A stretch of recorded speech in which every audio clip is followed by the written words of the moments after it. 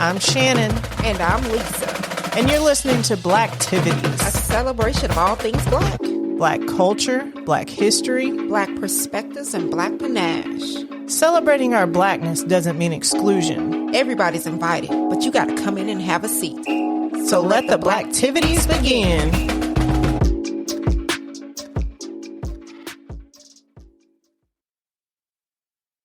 Heidi ho, my lovely supportive neighbors. Welcome back to Blacktivities. I am your host, Mona Lisa, here with the phenomenal Shannon the Great. Hey, hey. We're both here to remind you of your greatness, your strength, and how the panache in your hustle sends us to the moon. This one goes out to all of the minority business owners. I see you, baby. But before you start thinking we crushing on you, I need to share an experience I recently had with you. Okay, Shannon, hear me out. Hear me out. So my daughter, my middle daughter, she used the Style Seat app to set an appointment to get her hair braided. She let me know that her appointment was on a Sunday that following week. I was like, okay, fine, cool. The day comes, we get up. We leave early, and keep in mind, she did receive the confirmation email saying it was accepted. We drive 30 minutes to this stylist's apartment. We call, we knock on the door, then we text, and we're like, okay, we're sitting out here, we don't know what to do. And then finally, 15 minutes later, she's like, hey, my bad, y'all come on. So we go on inside, and her place was kind of messy. She did apologize to us, to let her know, like, hey, and then she let us know she had like a family emergency the day before. I offered to reschedule because I was like, okay, maybe, things is kind of, maybe she had a family emergency. It's kind of messy in here, whatever. But she was like, oh, no, it's good. I could still do it. So I was like, okay. And then she looked at us. She was like, well, what kind of hair you got? We're pulling out the hair. She said, okay, good. Well, let me go take a shower first. And I was like, oh, wait, what? So I was like, okay. So she had a dog in the little living room area. The dog was like barking a little bit and she told him to be quiet. So I was like, okay. So we just sitting in this living room type area. There wasn't a TV in there. But again, this could be like a sitting room, So you know how Black folks, they had that sitting room. Did your granny have that sitting room? Yeah. It didn't have a TV in there. Mm-hmm. So I'm thinking, okay, maybe this is the atmosphere she wants to give off, right? But then it's like we got the smell of something, and possibly the dog, kind of did something in the kennel. I know. So I'm sitting there looking at my daughter. She looking at me. I'm looking at her. She looking at me. And I made the decision that, you know what, we're going to leave. So without saying anything to the person, the stylist who was upstairs in the shower, we walked out and we left. This here was major support Black business fail.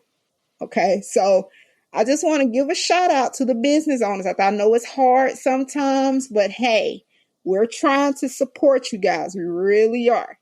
Black businesses are needed. We know this. You guys are very important to us.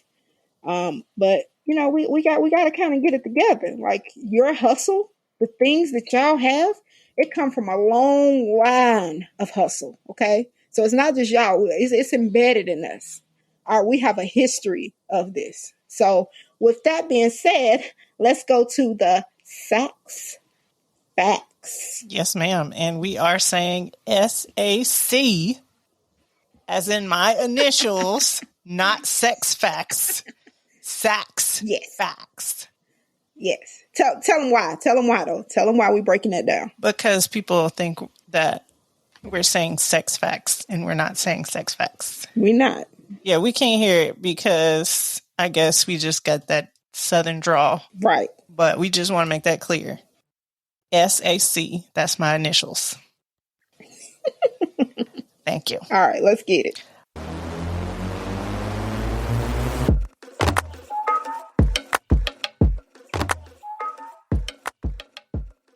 Okay. Believe it or not, there were actually some Black businesses during the antebellum years, such as tobacconists, shoemakers, sailmakers, barbers, merchants, and dressmakers.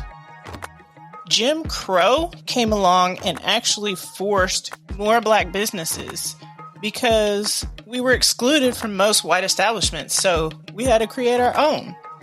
These businesses could be found in green books, which were travel guides for black people traveling around the South who were trying to be safe. A guy that we are probably familiar with, Booker T. Washington, he encouraged blacks to stay in the South and to start their own agriculture and retail businesses because he said that we should empower ourselves and start to recycle black dollars within our community. So he founded the National Negro Business League in 1900, which was kind of like the Chamber of Commerce for black business. A group of white people called the Niagara Movement actually founded the NAACP. I bet you didn't know that. And made W.E.B.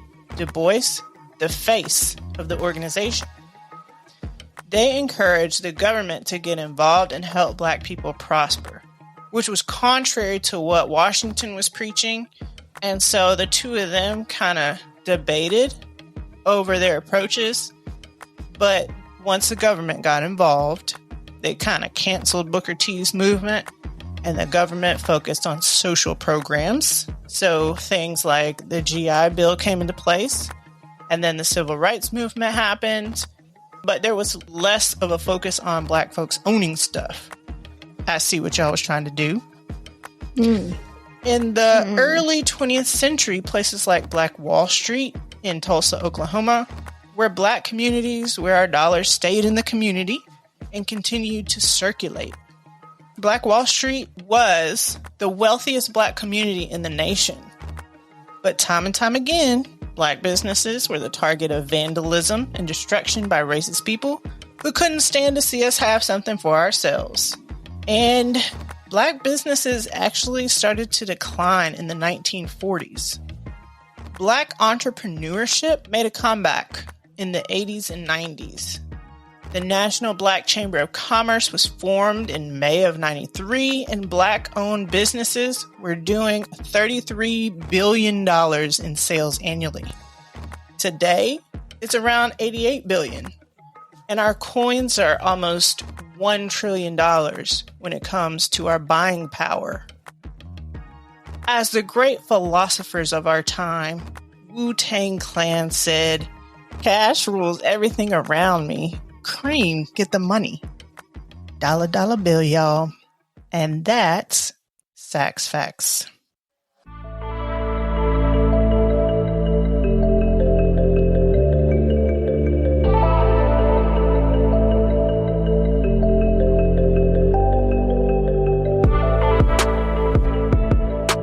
Thank you for the Saks Facts. That is very, very important information. Like, very important information. I feel like we should all know this. It is not taught to us. This history is not taught to us. So thank you for sharing that.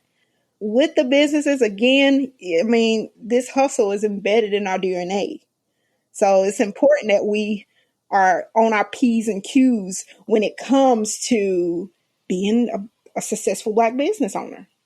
So with that being said, let's double back to that situation I was in with my daughter. Shannon, what would you have done if that was you? I think I would have done what you did. She was trifling. Seriously, you gonna go take a shower? Right. Okay, so the appointment was on a Sunday. So maybe she got really litty. This is what I was thinking. Maybe she got really litty that Saturday night, fell asleep, and then realized, oh man, I got an appointment coming. Or maybe she overslept. Maybe we woke her up and then she was like, man, I can't be down here funky. But that's on you. If you're going to be a business owner, you got to offer quality business. Like, you got to know. You got to know that you have a client that you have to service. And you got to be on your P's and Q's. This is true. And then also on top of that, I have OCD certain things when it comes to like housekeeping and stuff like that. Like everything in my house ain't clean. I admit that. But If you know somebody coming, what you gonna do? Clean up. That's what we always do. As I said, clean up. So again, we got to be on our P's and Q's, especially if I had my foot in her shoes. I would say, you know what? I'm trying to build my clientele. I'm trying to make sure everybody's comfortable. Let me just make sure that I'm on my P's and Q's and be professional. And I feel like that's something that we all as business owners, need to make sure we are not just business owners, like creatives and people that have hand in other things. Like, make sure you're professional. We have to make sure we're professional. And that's what I find a lot.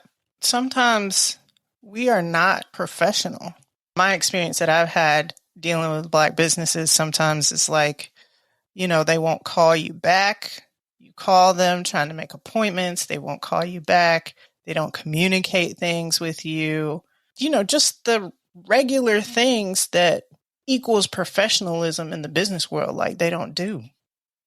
With you saying that, why don't we jump into the pros and cons of supporting Black businesses? What do you think about that? Yeah, I think there's pros and cons about supporting Black business. Like, I want to support them. I want to support my people.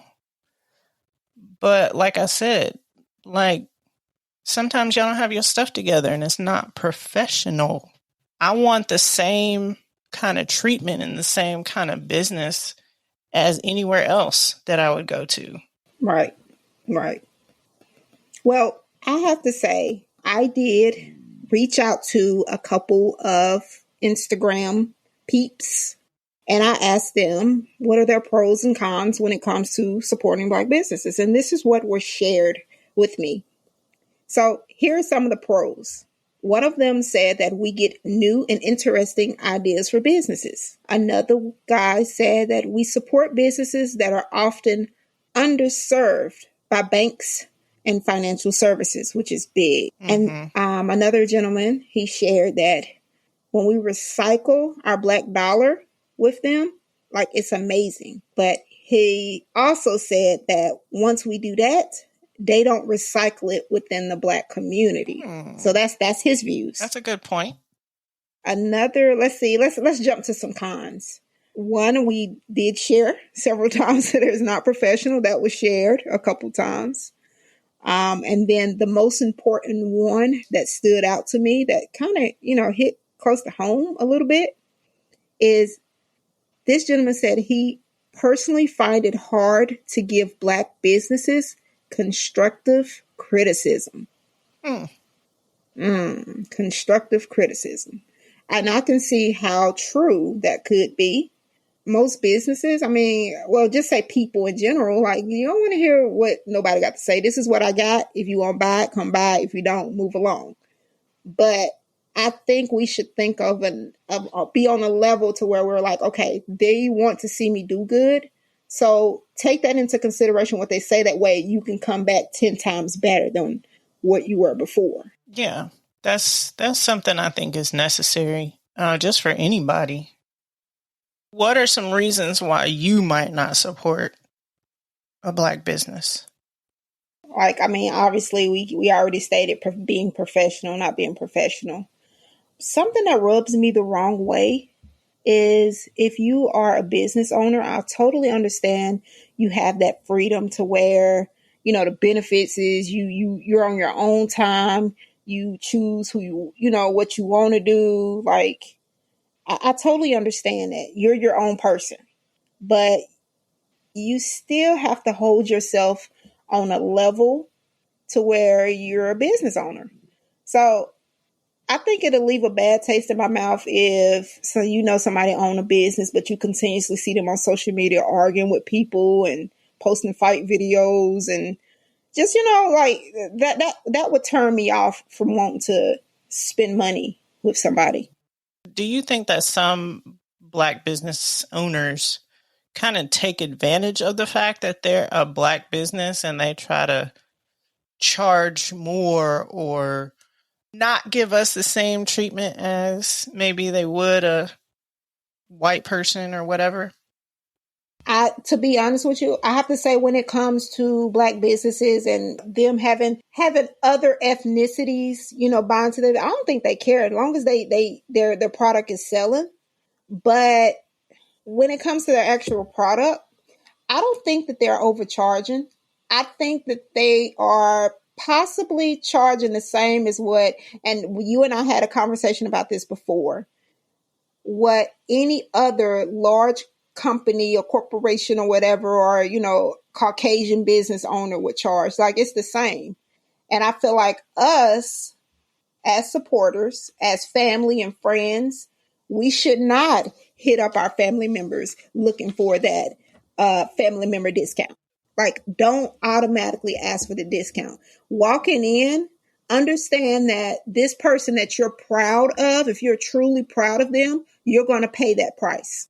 Because that's what it takes. How do you think, Amazon or the other places, how do you think they got where they are? They're able to give those discounts because they're so big.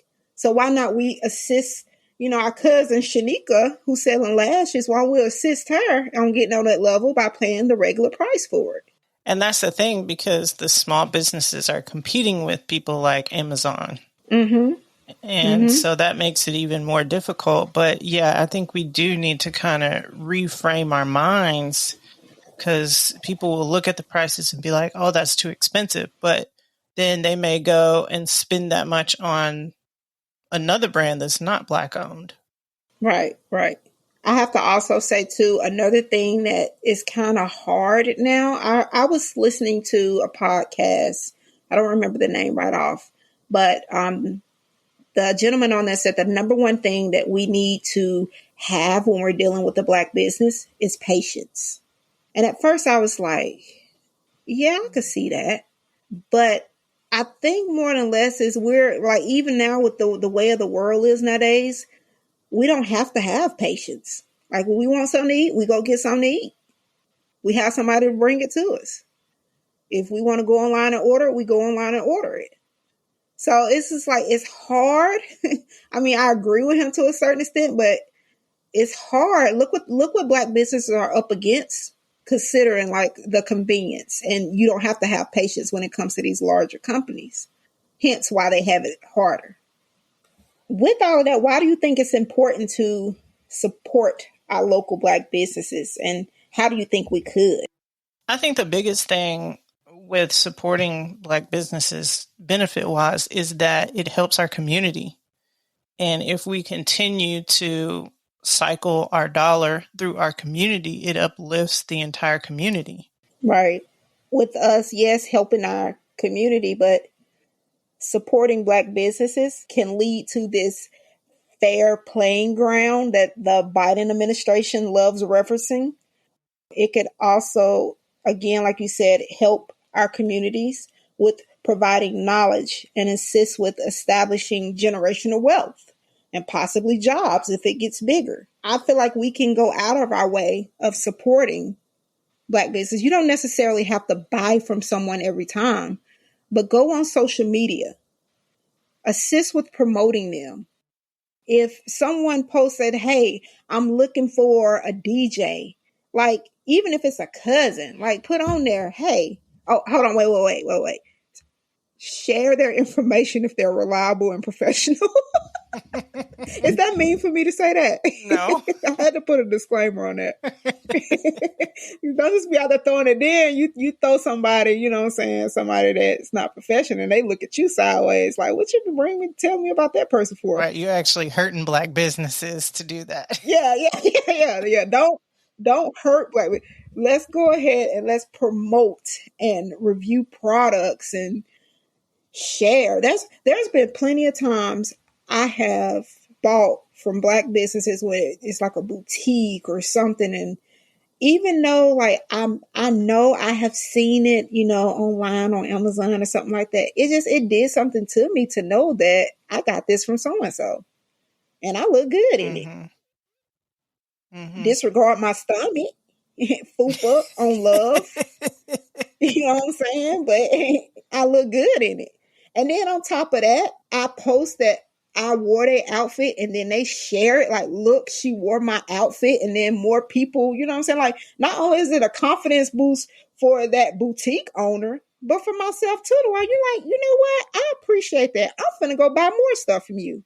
And that way, anytime there's an event coming up, baby, you're the first person I'm thinking about because the support and love is there on both sides, which is very important. Piggybacking off of that, I think as a community, we don't always do that.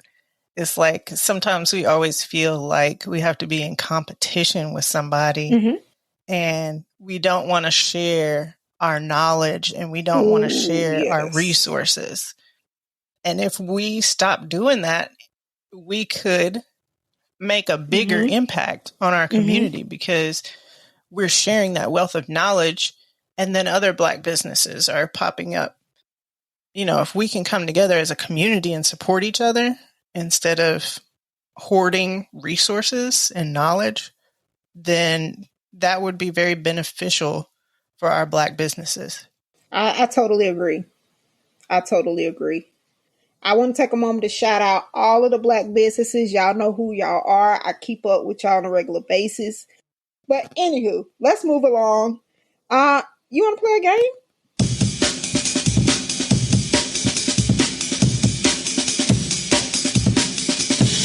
All right, so let's get this party started with our game. I have, some trivial type things for you. So this first one here, we're going to jump right in. I'm going to give you a little scenario.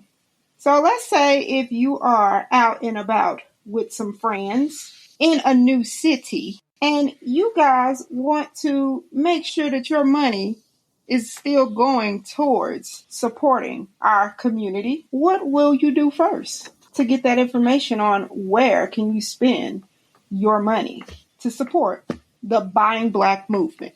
I would probably do some Googling. I know there are some apps. I think there's is there a Black Wall Street app? Ooh, look at you. You know what? I'm going to go ahead and give you that one. You got it. Yes, ma'am. Yes, ma'am. So yes, there is an app called the Official Black Wall Street app. It is set up as a universal search for basically anything. You can also set up notifications to get alerts. That way, when you're near a Black-owned business, you'll get, a notification. That's cool. There is also another one. This is a particular favorite of mine. It's called Eat Okra. Eat Okra. Oh, I've never heard of that one. So with Eat Okra, you can go in and basically search for nearby Black-owned restaurants and eateries across the country. So I feel like these are great things to have. I found a bunch of different apps, that is available for us to just download and utilize and kind of support the Buying Black movement. So, hey, I look forward to the Eating Okra one. I can't wait. It's going to be super litty. All right. Next question. It's pretty common. We see this around all the time. Kind of secret. What successful businessman was also the founder of the Freemasonry? Black businessman? I have no idea. You ever know when you go to the buildings and it say up there Prince Hall? That's his name. I did a lot of research on him, and I have to tell you, it's very fascinating to, see the role he played in when it comes to African Americans starting from, the bottom and trying to get some type of freedom. He was really for education as well. All right. Who became the first African American billionaire? And no, she does not carry an umbrella. Meaning Rihanna. It's not Rihanna. She wasn't the first one. That went so over my head. See, don't do that. Is it old, or is this person still around? She's still around. Is it Oprah? Yes, ma'am, it is. That right there, thinking about when I was little, and I could hear the theme song to her talk show when it was about, let me tell you. That right there. My dream growing up was to go on the shows where she's like giving shit away. You're like, everybody's getting a horse. And you have no idea what you're going to do with a horse. None. Obviously, like us, we hustle. That makes me think of Fresh Prince, where they went on the Oprah show and Will was doing that dance. I do remember that. Yeah. All right, we're going to get it just a little bit serious here, just a little bit. Okay. What colonial era crop had a significant shortage of workers, which demanded a large number of Africans to be imported to America? Cotton or tobacco? Yes, ma'am. Tobacco. Good old I tobacco. knew it was one of them. I don't like cigarettes. I just want to say that. Next question. What popular magazine did John H. Johnson begin in 1951? Was it Jet? Yes, ma'am. This was a weekly. Look at you. You did good, honey. All right. This was a weekly publication that was produced. I love it because it focused on our culture, news, and entertainment for the African American community. I always thought that the Beauty of the Week girls were so pretty. Yes, I used to look forward to it. They stopped printing Jet in 2014. And then also Ebony, which is just the same. I used to look forward to Ebony magazine. They stopped printing that in 2019. Everything's digital now. You can still go through and view the Beauty of the Week in the photo archives, as they call it. They try to be nice about it. But yeah. All right. Next question. What did Willie Amos become famous for? Was it some kind of food? It's sweets. Oh, wait. Like cookies? Okay. Yes. Famous Amos chocolate chip cookies. Now, there was a period I used to pick the Chips Ahoy over the Famous Amos, but once I found out more about the history and who it is, I was like, you know what? I'm going to support the Famous Amos. I really am. And Famous Amos cookies. Famous Amos is killing Chips Ahoy now. Yes. But let me share his hustle. Wally Amos bought a small storefront in 1975. It had already had flour and chocolate chips in there. So he went in there, kind of revamped it a little bit, started experimenting, baking his own cookies, and just took off from there. So he bought a little small storefront that already had supplies in it already. Nice. And he made it do what it do, which I think is phenomenal. Great example of how we can take and make something out of nothing. We had to. We have no choice. Right.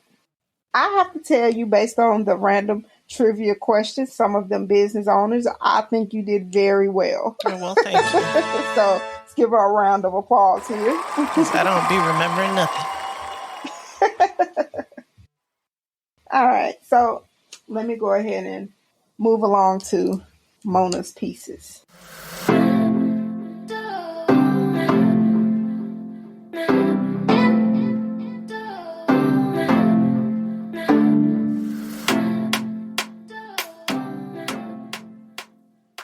Let me tell you why I'm proud. Even though I can't sleep, even though my inventory is off, my mama keeps calling. Proud, even though my mom and dad have never seen me perform, never been at any one of my shows.